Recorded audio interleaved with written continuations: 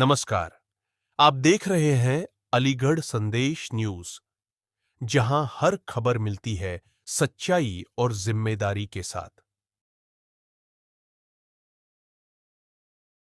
और आज पत्रकारिता दिवस है और दुर्भाग्य है कि हम लोग पत्रकारिता दिवस पे जिस मौके पे इकट्ठा हुए हैं कि एक पत्रकार पे हमला हुआ है और एक पत्रकार पर हमला होने का मतलब हमारे लोकतंत्र पे हमला होना है और ये आए दिन हो रहा है। हमारे एक पत्रकार साथी दैनिक भास्कर और हिंदुस्तान से जुड़े हुए थे, उनके ऊपर भी हमला हुआ और उस मामले में यहाँ पुलिस प्रशासन में जो सख्त धाराओं में कार्रवाई होनी चाहिए थी वो नहीं की गई। जो धाराएं लगानी चाहिए थी वो नहीं लगाई गई, जिससे जो आरोपी हैं उनका मनोबल बढ़ जाता है। इसी तरीके से हमारे साथी मनोज अलीगढ़ी जो स्वतंत्र पत्रकारिता करते हैं और आए दिन दबे कुचले और कमज़ोर लोगों की आवाज़ उठाते हैं, अपने सोशल मीडिया के माध्यम से मतलब जो है उन्होंने अच्छा काम किया अलीगढ़ में, लेकिन पूर्व विधायक के कुछ बुजुर्गों ने और उनकी सह पर मनोज अलीगढ़ी पर जब वो कवरेज कर रहे थे तो उन पर हमला किया गया। यह बेहद दुर्भाग्य है कि एक पूर्व विधायक के लोगों ने जो है हमला किया और जिस तरीके से जो है डराया धमकाया गया वह ठीक नहीं है लोकतंत्र के लिए। और पत्रकारिता अक्सर देखा गया है कि डॉक्टरों पे हमला होता है, सरकारी कर्मचारियों पे हमला होता है, उनके लिए कानून है, उनके ऊपर जो हमला करेगा उसके खिलाफ आप तुरंत एफआईआर दर्ज करोगे, लेकिन पत्रकारों के ऊपर जब हमला किया जाएगा तो वहाँ पे आनाकानी की जाती है। यहाँ पर एसएसपी को भी लेटर दिया गया, शिकायती पत्र दिया गया और क्षेत्राधिकारी जो है अभय पांडे उनको भी दिया गया। अब वो कहते हैं कि इसमें तो ये कैसे हो सकता है जिनकी सह पर ये इस घटना मुद्दे उठाते हैं। हमारे पत्रकार साथियों का जो शोषण हो रहा है उसको देखते हुए आप क्या कहेंगे? 2 दिन पुरानी है। रामजीलाल सुमन समाजवादी पार्टी के राज्यसभा सांसद हैं और अलीगढ़ में 4 युवकों के साथ मारपीट की घटना हुई थी। उनसे वो हालचाल जानने के लिए मेडिकल कॉलेज आए थे, तो वहीं हमारे जो स्वतंत्र फोटो जर्नलिस्ट मनोज अलीगढ़ी जी हैं और जो तमाम समाज के मुद्दों को उठाने का काम करते हैं, ये भी वहाँ कवरेज करने के लिए पहुँचे थे।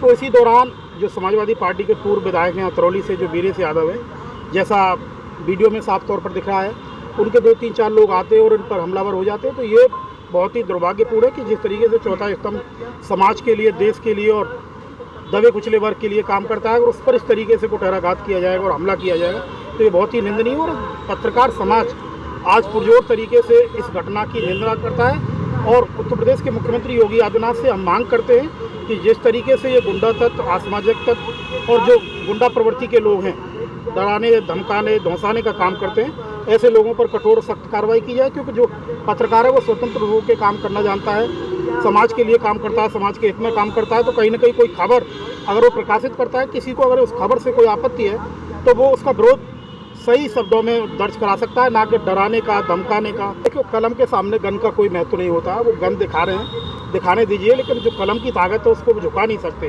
कलम की वो ताकत होती है, कितनी बंदूकों की जो गोलियां हैं वो मिस हो जाती है, लेकिन जब कलम की ताकत होती है और कलम जब लिखने का काम करती है तो वो बंदूक और जो गोलियां हैं वो कहीं दूर दूर तक दिखाई नहीं देती हैं। तो हम इन ना तो बंदूकों से डरने वाले हैं, ना इन गोलियों से। पिछले दिनों मेडिकल कॉलेज में समाजवादी पार्टी का डेलीगेशन आया था, वहाँ पर मैं कवरेज कर रहा था। मेरे साथ में कई बार के हारे हुए विधायक वीरेश यादव और उनके कुछ चमचे गुंडे तत्व वो आए और उन्होंने गन तान दी मेरे ऊपर और मेरे साथ में दुर्व्यवहार किया, मारपीट की।